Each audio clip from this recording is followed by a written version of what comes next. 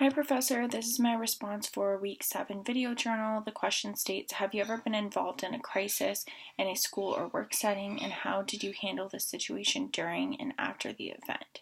If not, think about a time with a perceived crisis, earthquake, or fire drill. So I would say, in terms of crisis at the school, I would say that suicide, when a student says that they are suicidal, I would consider that to be a crisis situation.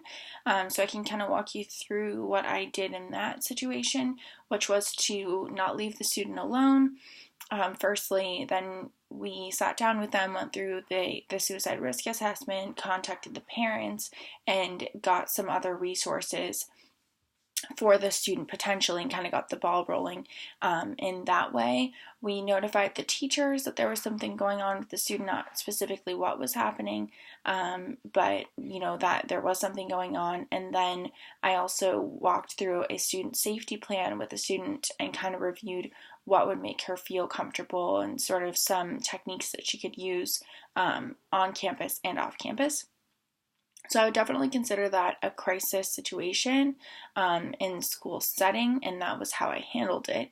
In terms of another crisis like earthquake or fire drill, thankfully none of those things have actually happened in real time, but we have had a number of drills and preparations for them, and including, being that I'm in California, also wildfires as well.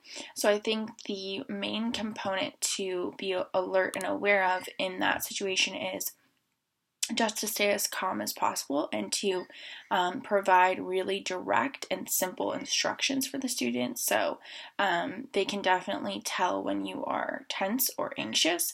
And I think it's a much better approach to be calm and matter of fact and have very direct and simple instructions for them to follow, and it allows for a smoother process. So that would be my experiences in that regard. Thank you, Professor.